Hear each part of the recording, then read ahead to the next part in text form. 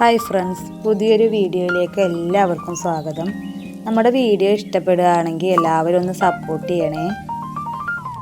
പിന്നെ ഇന്ന് നമ്മൾ പറയാൻ പോകുന്നത് നമ്മുടെ സീനിയ ചെടിയെ കുറിച്ചിട്ടാണ്. ഇതിന് സ്പെഷ്യലായിട്ട് കെയറൊന്നും വേണ്ടാത്തൊരു ചെടിയാണ് സീനിയ. ഇത് പെട്ടെന്ന് നശിച്ചു പോവുകയൊന്നും ചെയ്യില്ല.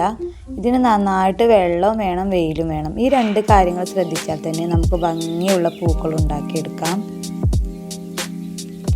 പിന്നെ സീനിയ ചെടിയിൽ രണ്ട് ഐറ്റം പൂക്കൾ ഉണ്ടാവാറുണ്ട്. ഒന്ന് സിംഗിൾ ലെയറായിട്ടും ഉണ്ടാവും, പിന്നെ ഡബിൾ ലെയറായിട്ടും ഉണ്ടാവാറുണ്ട്. പല നിറത്തിലും ഇത് ഉണ്ടാവാറുണ്ട്. പിന്നെ ഇതിൻ്റെ സീഡ് നമുക്ക് നഴ്സറികളിൽ നിന്ന് കളക്ട് ചെയ്യാം. അതിലേറെ നല്ലത് നമ്മളെ വീട്ടിലുണ്ടായ ചെടിയിൽ നിന്ന് തന്നെ ആ പൂ ഉണങ്ങിയ ശേഷം അതിൻ്റെ വിത്ത് ശേഖരിക്കുന്നതാണ്.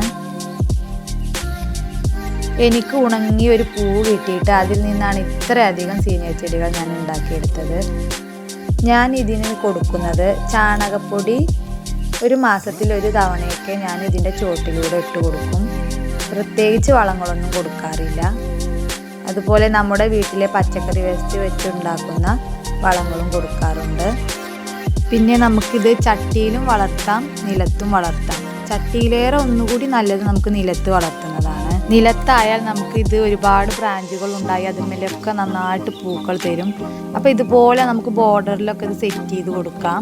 പിന്നെ നമ്മൾ ചട്ടിയിലാണ് നടുന്നതെങ്കിൽ ഇതിൻ്റെ പോട്ടി മിക്സ് എന്ന് പറയുന്നത് മണ്ണ്, മണല്, ചാണകപ്പൊടി എന്നിവ ഒരേ അളവിലെടുത്തിട്ട് നമുക്ക് നട്ടു കൊടുക്കാം. വെള്ളം കെട്ടി നിൽക്കാൻ പാടില്ല. നിലത്താണെങ്കിൽ നമ്മൾ നടുന്ന സമയത്ത് ചാണകമോ കമ്പോസ്റ്റോ ആഡ് ചെയ്യുന്നത് വളരെ നല്ലതാണ്. വീഡിയോ നിങ്ങൾക്ക് ഉപകാരപ്രദമാണെങ്കിൽ സപ്പോർട്ട് ചെയ്യാൻ മറക്കല്ലേ.